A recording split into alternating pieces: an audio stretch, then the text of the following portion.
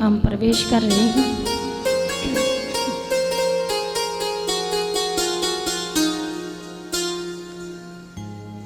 हरि ओम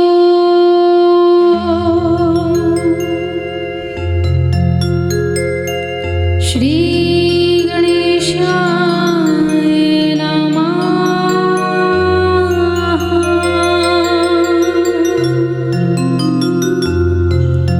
श्री सरस्वती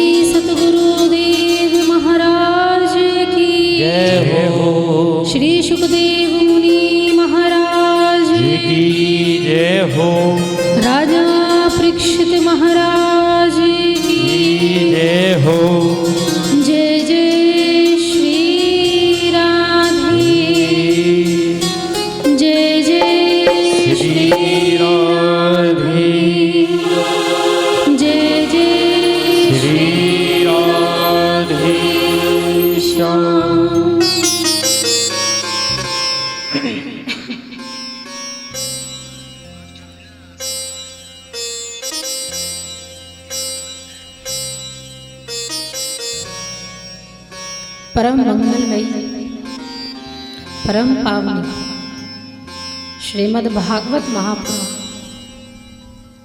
सप्तदिवसीय कथा और परम सौभाग्य हम सभी के कि सप्ताह ज्ञान यज्ञ में परम अमृतमयी गंगा में हम सभी गोता लगा रहे हैं, डुबकी लगा रहे हैं। तो आइए आज षष्ठम दिवस यानी छठे दिन की श्रीमद् भागवत कथा में हम डुबकी लगाएंगे, अपने हृदय को निर्मल करेंगे। स्वच्छ करेंगे, क्योंकि सत्संग ही है, कथा ही है जो हमारे हृदय में भगवान को बिठा सकते। तो बड़े भाव से, बड़े प्रेम से, तालियों से प्रभु की सेवा करते हुए आज की दिव्य कथा और संगीतमय कथा में हम प्रवेश करें।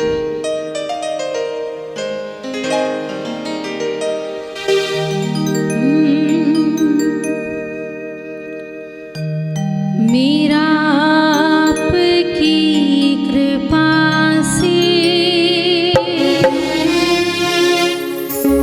सब काम हो रहा है। मेरा आपकी कृपा से सब काम हो रहा है। मेरा आपकी कृपा से सब काम हो रहा। मेरा आपकी कृपा से सब काम हो रहा है। मेरा आपकी कृपा से सब काम हो रहा है। करते हो तुम कन्हैया, मेरा नाम हो रहा है। करते हो तो कन्हैया, मेरा नाम हो रहा है। मेरा आपकी कृपा से सब काम हो रहा है। मेरा आपकी कृपा से सब काम हो रहा है।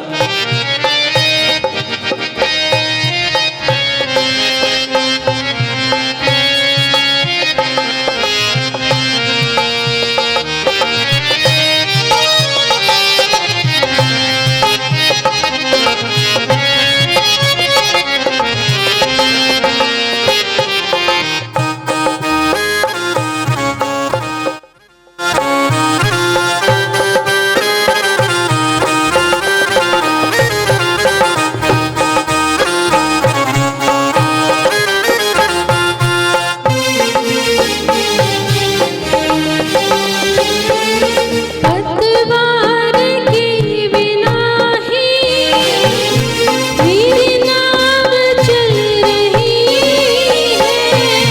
पतवार के बिना ही मेरी नाव चल रही है। हैरान है ज़माना, मंजिल भी मिल रही है। हैरान है ज़माना, मंजिल भी मिल रही है। करता नहीं मैं कुछ भी, करता नहीं मैं कुछ भी, सब काम हो रहा है। मेरा आपकी कृपा से सब काम हो रहा है।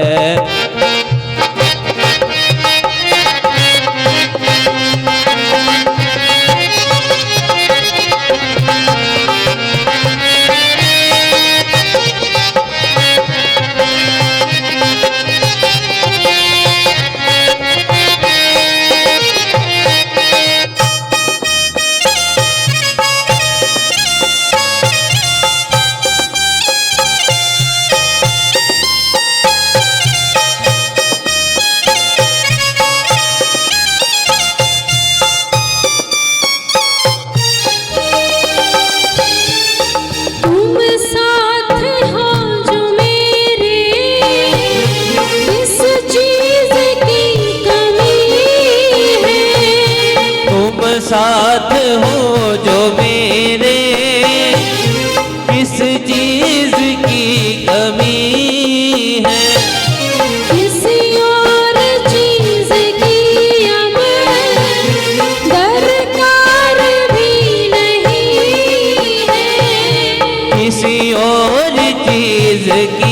अब दरकार ही नहीं है। तेरे साथ से गुलाम अब, तेरे साथ से गुलाम अब गुलफाम हो रहा है। मेरा आपकी कृपा से सब काम हो रहा है। मेरा आपकी कृपा से सब काम हो रहा है। मेरा आपकी कृपा से सब काम हो रहा है।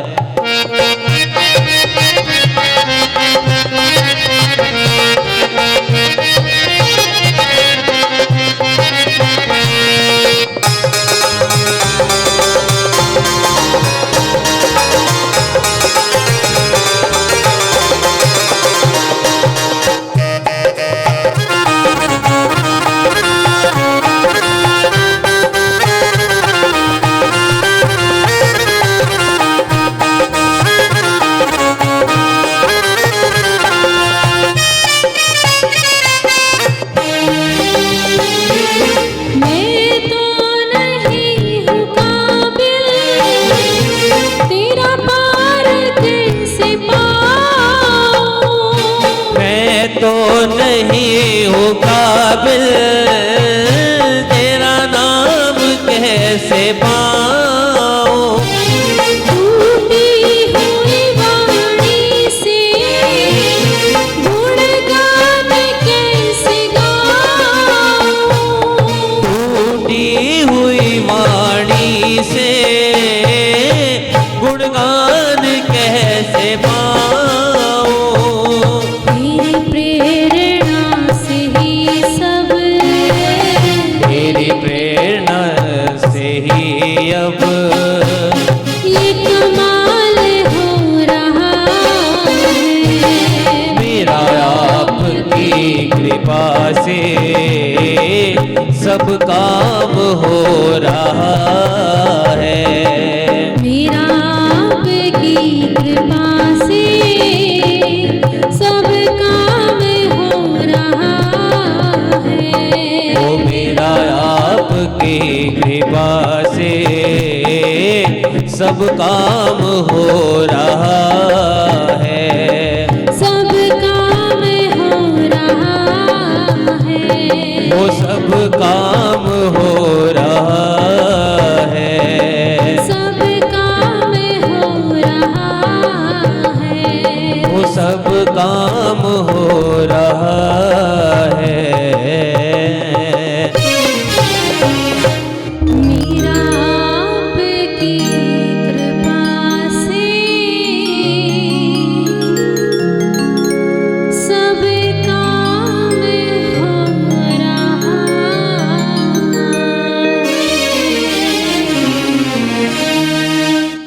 बोलिए श्री वृंदावन बाकी बिहारी लाल की जय हो।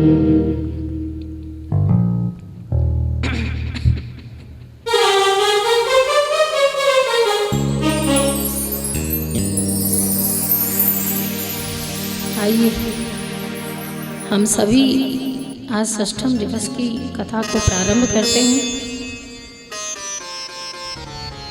भगवान की कथा संसार में फैली हुई इस माया के कीचड़ से दूर करती है। माया से लिपटा हुआ ये संसार उसको धो डालती है। और सबसे बड़ी विशेषता ये है कि जितने भी अन्य पुण्य हैं जो आप दान करते हैं, किसी को अर्पण करते हैं, किसी की सेवा करते हैं, किसी संत के चरणों के दास बनते हैं, जितने भी आप अच्छे कार्य करते हैं, अच्छे कर्म करते हैं, फल भी देते हैं, लेकिन उसके लिए आपको इंतजार करना पड़ता है।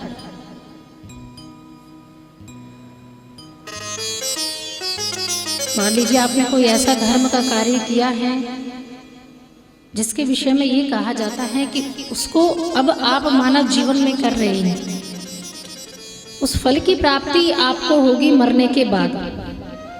यानी जीते जी मिलना असंभव है, लेकिन मरने के बाद संभव है। जो कालांतर में प्राप्त हो जो फल, यानी जो आज पुण्य किया उसका फल मिलेगा, वर्ष भी लग जाए और मरने के बाद भी जीते जी हो सकता है ना भी मिले। परंतु जब कथा अमृत को कोई श्रवण करता है तो भगवान उसके जो बही खाता जब लिखता है तो उसमें उधार का कोई काम नहीं है। जिस कथा अमृत को आप श्रवण पान करने के लिए बैठे हैं तो इसका फल आपको अब भी मिलेगा, जीते जी भी मिलेगा। समय आने पर जब आपको ठाकुर जी की आवश्यकता होगी, उनकी ज़रूरत होगी, तब वो आपकी मनोकामना और उसकी इच्छा पूर्ति भी करेगा। जो आज 7 दिन तक सप्ताह यज्ञ ज्ञान को जो आप श्रवण कर रहे हैं,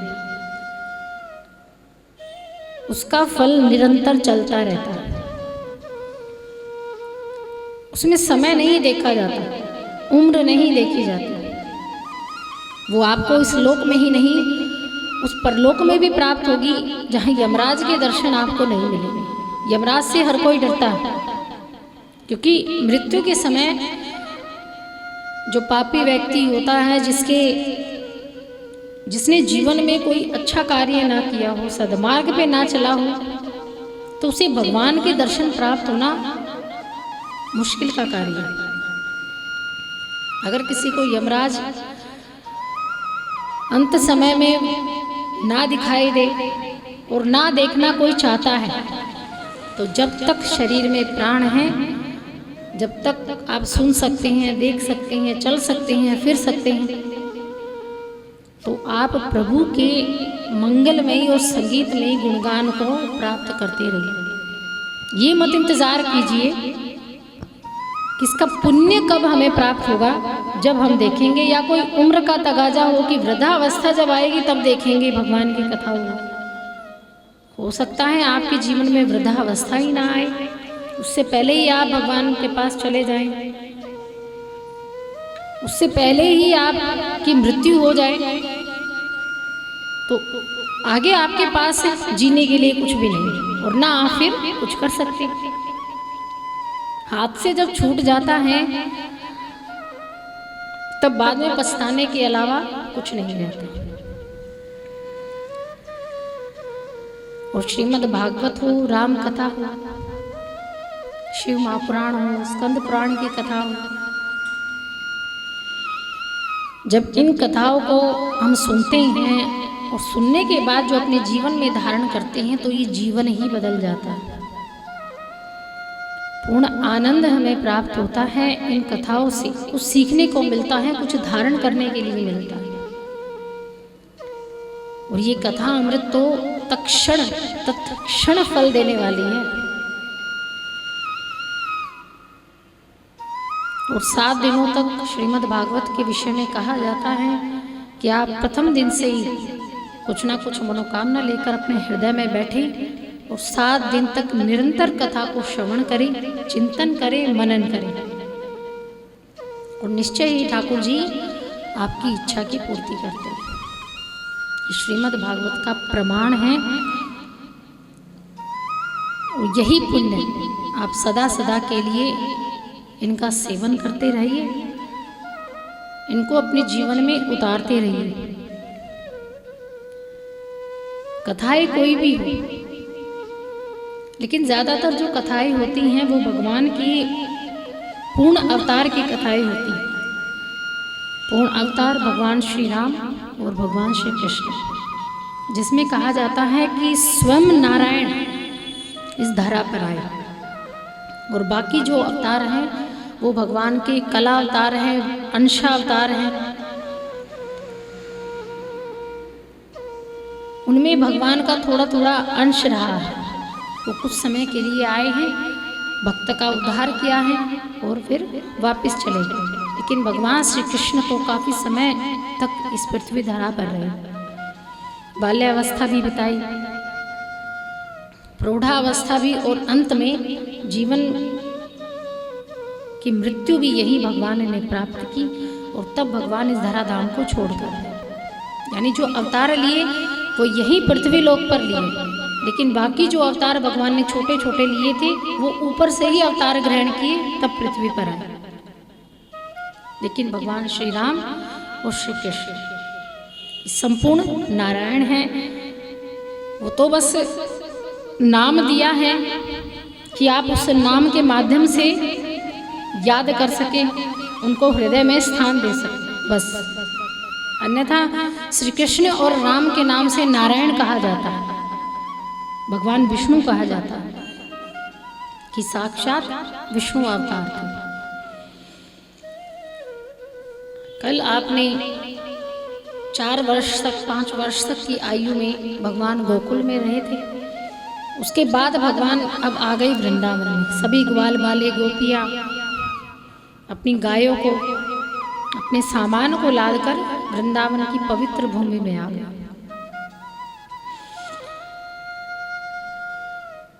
कल गोवर्धन लीला भगवान ने की। 7 वर्ष के भगवान ने 7 दिन तक, 7 दिन और 7 रात सबसे छोटी उंगली पर गिरिराज जी को धारण किया। जैसे बरसात में जो कचरा होता है, कूड़ा वगैरह जहाँ डाल देते हैं या गोबर वगैरह जहाँ डाल देते हैं, आपने वहाँ देखा होगा कि कुकुरमुत्ते के छत्ते होते हैं। कुकुरमुत्ता जैसे खुम्बी होती है, खुम्बी की छतरी बन जाती है ऊपर, ऐसी ही गोबर जहाँ बार बार ज़्यादा गिरता है, बरसात का जब पानी उस पर पड़ता है तो आपने देखे छोटी छोटी छतरियाँ बन जाती हैं, है ना। ऐसे ही भगवान के हाथ पर आज गिरिराज जी विराजमान है, तो वो ऐसे ही दृश्य रूपों में प्रतीत हो रहे हैं कि जैसे कुकुरमुत्ता का छत्ता है और भगवान ने सबसे अपनी छोटी उंगली पर उसको धारण किया। जो उसकी डंडी होती है उसको भगवान की उंगली से इंगित किया गया। और हम जब छोटे थे तो हम क्या करते थे, उनको तोड़ तोड़ कर, अब उनसे बारिश नहीं रुकती, पर हमारी आदत क्या होती थी, उनको तोड़कर अपने सिर पर लगाने की,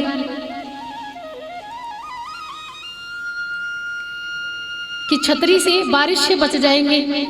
तो ऐसे जैसे बच्चे खेलते हैं ना, ऐसे ही जो ब्रज की गोपियां थी या ब्रज ग्वाल वाले थे, ऐसे ही कन्हैया ने उस कुकुरमुत्ता के छत्ते को, उस गोवर्धन के पर्वत को 7 वर्ष की अवस्था में 7 दिन और 7 रात तक धारण करके रखा।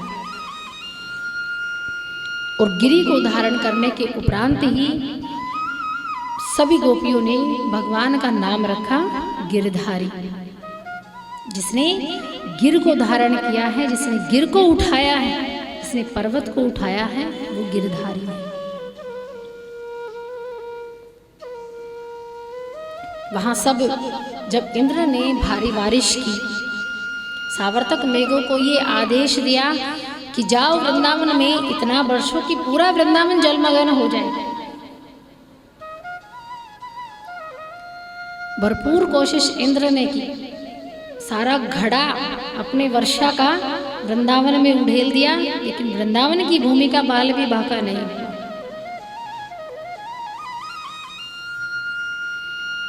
क्या हुआ, जहां तहां थोड़ी बहुत बारिश हो गई। इसका कारण थे अगस्त्य ऋषि। अगस्त्य ऋषि ने त्रेता युग में भगवान श्री राम और माता सीता के हाथ से भोजन किया था। उस समय भोजन तो कर लिया, इतनी सारी पूरियां उन्होंने खा ली। तब पूरी खाने के बाद जल की आवश्यकता होती है। उस समय सरयू नदी में इतना जल नहीं था कि अगस्त्य ऋषि की प्यास को बुझाया जाए। ऋषि ने कहा कि हमें जलपान करना है। भगवान श्री राम ने कहा कि महाराज, इस बात के लिए हमें क्षमा कीजिए, हमारी नदी में इतना जल नहीं है कि आपकी प्यास बुझा सके। आप ऐसा कीजिए, अब आपने भोजन किया है, द्वापर में आप जल को ग्रहण कीजिए। इस युग में हम आपको जलपान नहीं करवा सकते। कहा ठीक है। और अब ये समय था कि इंद्र ने जब अपने मेघों को आदेश दे दिया कि बरसो, तो अगस्त्य ऋषि को भगवान ने बुला लिया कि आ जाओ, उस समय भोजन किया था, अब जल पियो।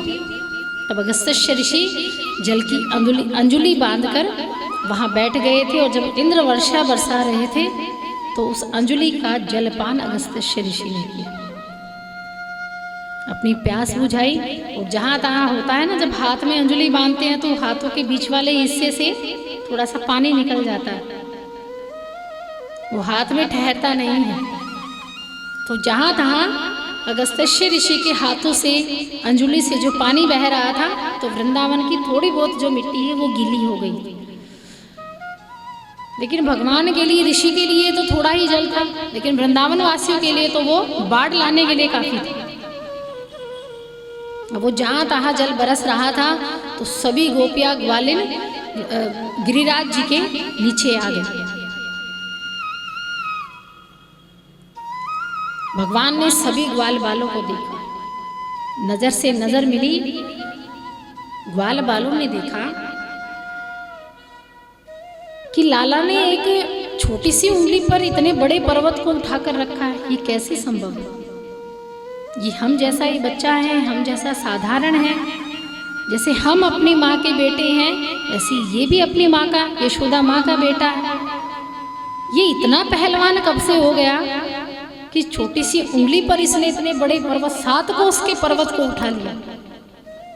इतनी शक्ति कहाँ से आई? लेकिन जो ग्वाल वाले थे वो थोड़े भोले थे, उनको लगा कि मैया यशोदा जो माखन वगैरह निकालती थी, और मैया यशोदा को तो छोड़ो, गोपियों के घर जब माखन चोरी करके ठाकुर जी खाते थे, लगता है उसका बल, ये उसका प्रभाव है कि आज ठाकुर जी ने पहली उंगली नहीं लगाई, दूसरी नहीं लगाई, तीसरी नहीं लगाई, और जिस उंगली में सबसे कम बल होता है, कम ताकत होती है, वही उंगली लगाई। 7 दिन बीत गए, ग्वाल बाल विचार करते रहे कि कैसे संभव है। एक छोटे से लाला ने, हमारे मित्र ने, हमारे सखा ने